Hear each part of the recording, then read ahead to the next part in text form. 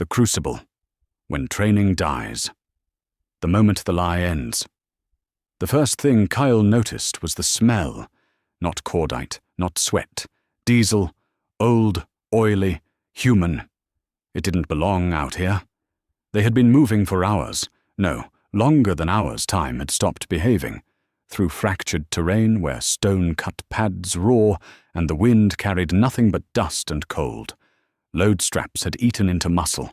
Harness buckles bruised bone. Every breath scraped. No one spoke. They hadn't in a long time. Then the smell came again. Stronger. Kyle slowed without signaling. The unit compressed instinctively, spacing, tightening by fractions they could feel rather than see. Naira's ears angled forward. Joran's head dipped, nostrils flaring once before discipline crushed the reflex. This wasn't part of the crucible. That thought should not have existed anymore. And that was when the world detonated. Gunfire didn't announce itself. It arrived already inside them. A burst cracked overhead, rounds chewing through rock where Thane's head had been a heartbeat earlier. Shrapnel shredded across Torin's flank. Someone screamed, short, involuntary, gone immediately. "Contact! Real!" the senior drill instructor bellowed, voice ripping through the dark. Another burst. Muzzle flashes bloomed from the ridgeline like malignant stars. Kyle dropped, shoulder slamming stone hard enough to rattle teeth. He rolled, came up on one knee, rifle already shouldered. No hesitation, no permission. This wasn't training. This was men trying to kill them. "Left ridge, 3, maybe 4, Naira shouted, returning fire. Her shots were clean, controlled, ripping into shadow. A round slammed into Rusk's shoulder. Meat tore. Blood sprayed hot and bright against dust. Rusk didn't fall. He snarled, not a wolf sound, not a human one, then planted and fired one-handed, muzzle flash, illuminating his face in stuttering white. The smell of blood changed everything. Instinct surged like a tidal wave. Kyle crushed it. "Discipline!" he roared. Not as alpha, not as wolf, as marine. They moved, bounding, cover, suppression. Someone went down hard behind them. Joran. Kyle felt it before he saw it, the sudden absence of movement on his right. Naira was already there. Joran Pike lay on his side, chest heaving wrong. Blood bubbled at his mouth. A round had punched through his upper torso, shattered something vital, but not instantly fatal. Naira's paws were already red. "Stay with me," she said, not softly, not gently. Command voice. She tore open his vest, teeth ripping fabric, claws precise. Another burst cracked overhead. "We're pinned!" Caldus shouted. The senior drill instructor crawled into position beside Kyle, rifle barking in controlled 3-round bursts. "Cartel paramilitary," he said grimly. "Well-armed, well-trained. Not amateurs, not desperate, hunters." Naira jammed a seal into Joran's chest wound. Blood slicked her fur, soaked into muscle. "Breathe," she ordered. Joran's eyes fluttered. "Don't you die," she growled. "Not now." Another scream cut through the dark. Eloan this time. Kyle snapped his head left. They were flanking. Fast. Human shapes surged through the rocks below the ridge, using darkness and terrain with practiced confidence. One closed too fast. Too close. Saela met him first. The cartel fighter lunged, rifle coming up. Saela didn't fire. She collided. Bone cracked. His or hers, she didn't know. Her shoulder drove into his chest, momentum smashing him into stone. The rifle discharged uselessly into the air. She tore it from his hands and drove her claws into his throat. Warmth sprayed her face. He gargled once. Then she snapped his neck. No hesitation, no ceremony. Behind her, Eloan was grappling with another, knife flashing. Too close for rifles. He slashed, opening her forearm to the bone. She bit down on his wrist, teeth punching through flesh. felt tendons give. She headbutted him. Hard. The sound was wet. He dropped. Thane Kor took a round to the leg and went down snarling, dragging himself behind cover while still firing. Torin hauled him back by the harness, teeth clenched so hard his jaw shook. "Comms are dead!" someone yelled. Static screamed uselessly from crushed units. They were alone. The kill hat appeared out of smoke and muzzle flash like something summoned. He didn't shout. He charged. He vaulted cover, closed distance under fire, slammed into a cartel gunner, and drove a combat knife into the man's jaw, ripping upward. Bone burst. Teeth scattered. The kill hat kicked the body aside and kept moving. This wasn't instruction anymore. This was war. "Form on me!" he bellowed. Kyle felt something lock into place inside him. Not instinct. Doctrine under fire. They surged forward as one. Rusk, bleeding heavily, tackled a man twice his mass, smashing him to ground. The cartel fighter tried to stab upward. Rusk caught the wrist, crushed it, and drove his forehead into the man's face until it stopped being a face. Naira finished stabilizing Joran and rose, rifle empty. She drew her blade. Her movements were calm, precise, lethal. The cartel unit broke contact. They always do, Kyle realized grimly. This wasn't an assault. It was testing. Bodies lay twisted among stone and dust, human and not. Blood soaked the ground. Breathing came ragged and uneven. Joran lived, but barely. Rusk swayed, blood pumping through his fingers. The senior drill instructor moved through them, checking, correcting, commanding. "You still with me?" he asked Rusk. Rusk nodded once. "Good," the senior said, "because they'll be back." Kyle looked at his unit. Bloodied, exhausted, wounded, still standing, still controlled. This was the Crucible now. Not a test. A reckoning. And it had only just begun. They did not pursue the retreating cartel fighters. No one gave the order, but no one needed to. That kind of withdrawal was a lie. Kyle crouched low beside a split boulder, chest heaving, blood, someone else's, maybe his, drying stiff along his forearms. His ears rang. The night felt too quiet now, like the pause between heartbeats before another rupture. They were being watched, not with panic, not with fear, with patience. Naira finished rewrapping Joran's chest and leaned close to Kyle. Her muzzle was red to the eyes. Her breathing was steady, but her pupils were blown wide. "They're not running," she said. "They're repositioning." The senior drill instructor nodded grimly. "That wasn't a hit," he said.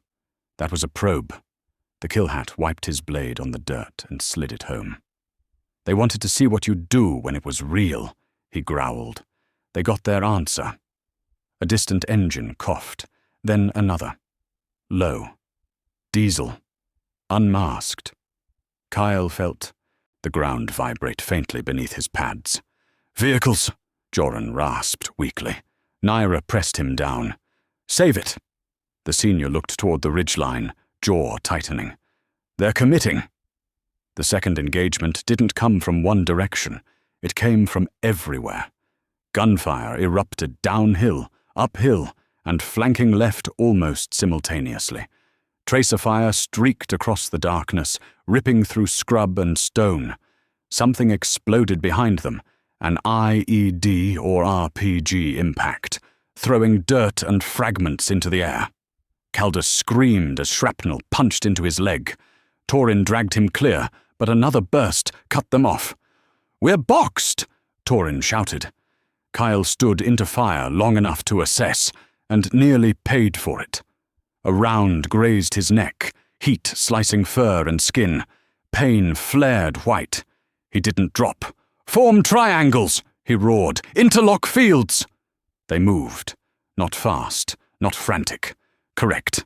Rusk braced his ruined shoulder against a rock and fired until the weapon clicked empty, then ripped a fresh mag in with his teeth. I'm not done, he snarled to no one. A cartel fighter rushed through smoke on the right, too close for rifles, too fast. Ciela met him mid-charge. They crashed together, rolling down shale. He was bigger. He had a machete. She had rage, barely leashed. The machete cut her side open. Pain screamed. She ignored it. She bit into his neck and felt something give. He thrashed, stabbed blindly, blade glancing off bone. Ciela drove her claws into his eyes and tore backward. He stopped moving. She rose unsteadily, blood pouring down her flank. Still standing. The cartel closed fully now. They wanted bodies. Elawan was tackled from behind, slammed face first into stone. A knee drove into her spine. She felt ribs crack.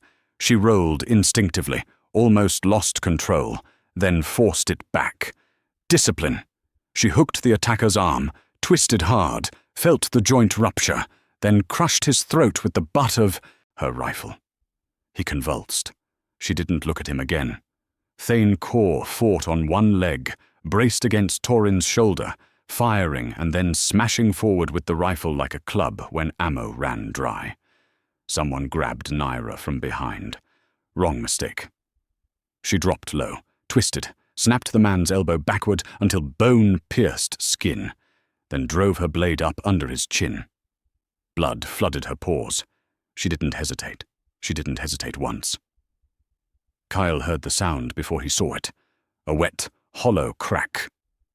Joran screamed. A cartel fighter had broken through, rifle slung, pistol out, and slammed a round point blank into Joran's chest again. Not fatal, but catastrophic. Naira was there in a heartbeat. Too late to stop the shot. Not too late to stop the man. She lunged. He fired again. Missed.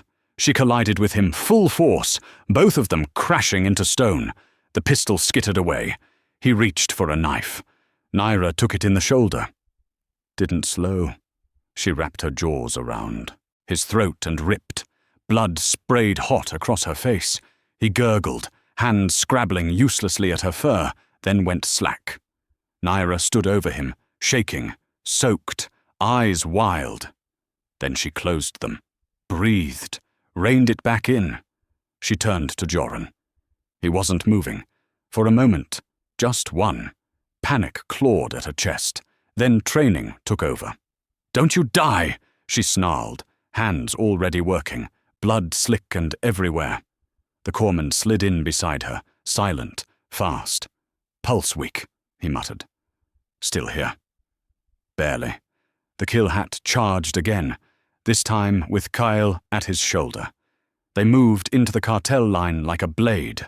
Close, violent, relentless. The senior drill instructor coordinated fire and movement with brutal clarity, barking commands that cut through chaos like steel. The cartel fighters hadn't expected this. Not discipline under this kind of pressure. Not wolves who didn't lose themselves. They began to break. Not all. One last group tried to hold, cornered, desperate. Rusk took one down with a headbutt so hard it broke his own brow ridge. Torin disarmed another and crushed his throat with bare hands. Ciela collapsed to one knee afterward, blood loss catching up fast. Kale covered her without looking. Finally, silence, breathing, blood, bodies. The senior drill instructor stood among them, chest heaving, face streaked with grime and blood. "That," he said hoarsely, "was the point of no return." No one spoke. "You don't get to go back to training after this," he continued. "You don't get to pretend." The kill hat looked at the wolves, really looked at them. "You didn't become animals," he said quietly. "And you didn't become monsters." He nodded once. "You became Marines." Behind them, Joran still breathed. Barely. Ahead of them, dawn began to creep over the ridgeline. The crucible wasn't over, but the lie was dead. Dawn did not bring relief. It brought clarity. The light crept over the ridgeline slowly, exposing what the dark had hidden, bodies twisted in unnatural shapes, blood soaked into dust until the ground looked burned, shell casings scattered like bone fragments. Steam rose from wounds in the cold morning air. Kyle stood motionless, rifle hanging low, chest heaving as if he'd run for days instead of hours. His neck burned where the round had grazed him, every heartbeat reopening the wound. He ignored it. They all did. The crucible was still counting. Joran Pike lay on a makeshift litter of webbing and snapped branches, his chest wrapped so tight his breathing was shallow and uneven. Each breath rattled. Blood had soaked through twice already. Naira stayed at his side, paws red to the wrist, eyes never leaving his chest. "Stay," she murmured. Not comfort. Command. Ciela Thorne sat against a rock, back straight through sheer will. Blood leaked steadily from the deep gash along her. Ribs, her breathing was controlled, but her vision blurred at the edges. "Don't you dare sleep," Elowen said quietly, pressing a bandage hard into the wound. Ciela bared her teeth in something close to a smile. "Wasn't planning to." Rusk leaned forward on one knee, head bowed. Blood from his shoulder had dried dark and sticky, his fur matted and stiff. The adrenaline had bled out of him, leaving behind pain so sharp it felt like something alive inside his body. Still, his grip on his rifle never loosened. The senior drill instructor checked the horizon with binoculars scavenged from a cartel corpse. "No birds," he said. "No vehicles." He didn't need to explain why. Comms were still dead. The exclusion zone was still compromised. Extraction would not come until command was certain nothing followed them out. "Which meant we move," Kyle said quietly. The senior looked at him, eyes searching for hesitation. There was none. "Correct," the senior said. But Kill Hat snorted. "Thought you'd say that." They moved slowly now. Not tactically fast, survivably fast. Every step was negotiated. Pain weighed against distance, blood loss against time. They rotated carries on Joran. No one complained when it was their turn. Thane's leg finally gave out halfway up a long incline. The bone had shifted. He collapsed with a sound that wasn't a scream, but might as well have been. Torin and Caldus hauled him up without waiting for permission. "Still useful?" Thane growled through clenched teeth. "Shut up," Torin snapped, "and move." They did. It happened near the end. Always does. A single surviving cartel fighter, separated, desperate, wounded, charged out of cover with a pistol and a scream that was half rage, half fear. He went straight for Joran. Naira reacted instantly, but Elowen was closer. She stepped into the man's path, rifle empty, body already breaking down from pain and fatigue. The man fired. The round hit her, shoulder, spun her hard, dropped her to one knee. She didn't fall. She lunged. Her claws caught his face, tore skin free, blinded him. He swung wildly, screaming now for real. Elowen drove her weight forward and smashed her head into his nose. Once, twice. Bone collapsed. He fell backward, choking on blood. Elowen stood over him, shaking, breath tearing in and out of her chest. Then she turned away. No kill shot, no finishing blow. He was done. The senior drill instructor watched her closely, said nothing. The last miles were agony stripped of drama. Just endurance, just refusal. The sun climbed higher. Heat pressed down on open wounds. Flies gathered. The smell of blood followed them like a shadow. Kyle's vision blurred once. He slowed, caught himself, corrected. Not today. Ahead, finally, movement, human silhouettes, Marines, real ones, clean uniforms, rifles held at ease, faces tight with disbelief. They had been ordered to stand by. They had not been told what was coming, out of the exclusion zone. When the wolves emerged, blooded, torn, carrying their wounded, The Marine straightened instinctively. No one spoke. The senior drill instructor raised a hand. Halt. They stopped. The crucible ended, not with a sound, but with stillness. They formed up as best they could. Saela swayed and was caught by Bram before she fell. Naira remained kneeling beside Joran, refusing to stand until a corpsman physically relieved her. The senior drill instructor stepped forward. "You were tested beyond design parameters," he said. "You were wounded. You were afraid." He walked the line, eyes meeting each of theirs. "And you did not break." The killhat approached, carrying a small case. He opened it.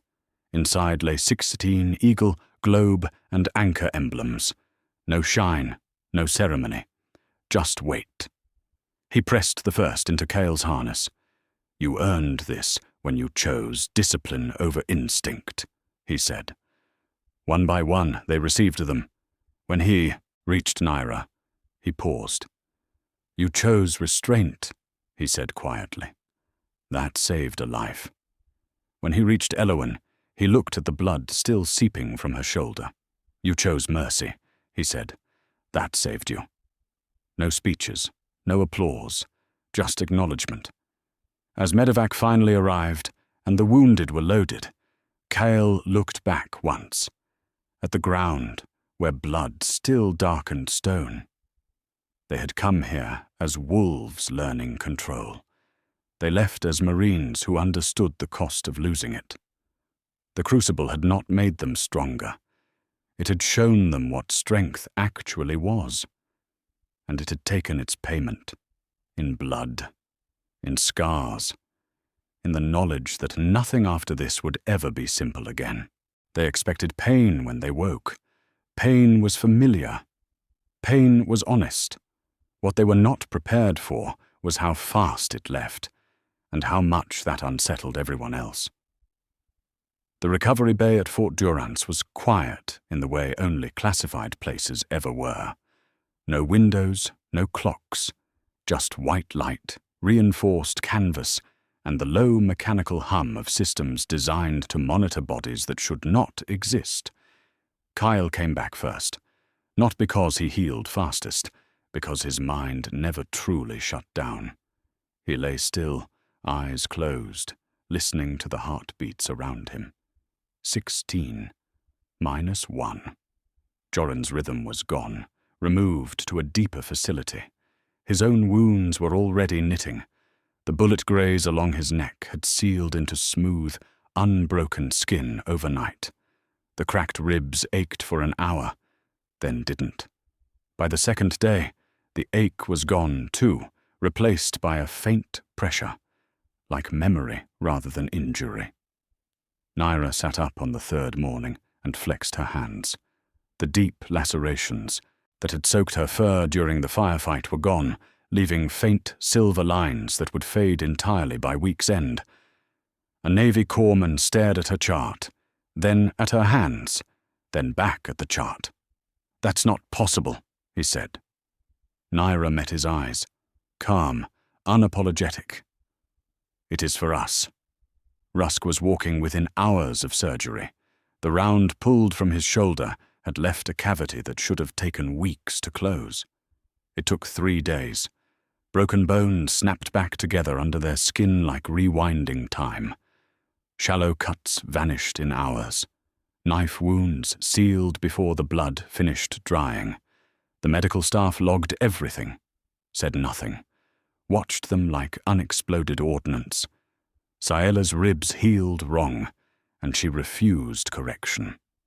The surgeon explained it once, offered to re-break and reset.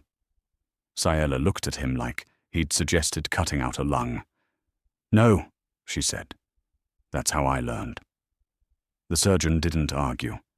Elawan's shoulder healed, clean, but when the cold came in at night, she felt it anyway. Not pain. A reminder. Some things even magic did not erase. They were moved out of recovery by day 5. Not because they were ordered, because they didn't need it anymore. That alone made human Marines uncomfortable.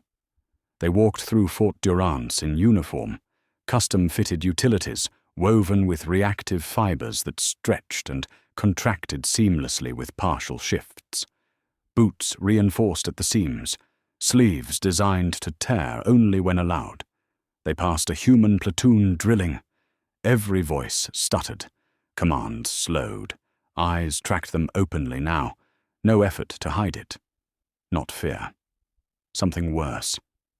Comparison. A staff sergeant muttered, "How the hell do you train against that?" His lieutenant didn't answer. A corporal stared at Bram's hands, larger than human, even unshifted, knuckles scarred, and instinctively stepped back before catching himself. The wolves noticed everything. They said nothing. Respect came unevenly. Some Marines straightened when they passed, offering crisp salutes, recognizing the EGA, if nothing else. Others avoided eye contact entirely. One gunnery sergeant finally broke the silence as Kyle passed. "You're Marines," he said flatly. "I don't care what else you are." Kyle stopped, turned, held the man's gaze. "Yes, Gunny," he said. The gunny nodded once. That was enough. Marine Week was supposed to be transition. For the wolves, it was exposure. They learned traditions now, not screamed, but spoken with weight. Why the EGA was never handed lightly. Why Marines didn't call themselves elite. Why being lethal meant nothing without restraint. They learned mess etiquette, and discovered their diet marked them further. Raw meat arrived daily, not hidden, not disguised. Protein requirements were extensive. They ate alongside human Marines. The first day, conversation died. The second day, it resumed cautiously. By the third, jokes were made. Dark ones, nervous ones. Rusk caught a lance corporal staring. "What?" Rusk asked, not unkindly. The Marine swallowed. "Just never seen someone eat like that." Rusk nodded. "Never seen someone run until their lungs bleed and keep going." The Marine laughed, half relief, half disbelief. "Fair." They were summoned on day 8. No drill instructors this time, no theatrics. Just a secure room buried beneath Fort Durance, walls lined with screens and officers who did not introduce themselves. CIA, Army, Navy, Air Force, Space Force. Everyone was there. The wolves stood in partial shift, not by order, but by instinct. Taller, denser, eyes sharper, not threatening, prepared. A man in a grey suit spoke first. "You are now operational," he said. "Not deployable. Operational." Maps lit up the walls. Cartel paramilitary zones. Black site extraction failures. Deep water sabotage points. Orbital tracking anomalies. Places humans had died. Repeatedly. "You exist," the man continued, "because biology has limits, and magic does not." No one flinched at the word. "You will operate where humans cannot survive long enough to adapt. You will be deniable. You will be disavowed." He paused. "And you will be hunted." Naira's jaw tightened. Kyle didn't blink. A Marine general leaned forward. "You are not assets," he said. "You are Marines first. That's the only reason this works." The room was silent.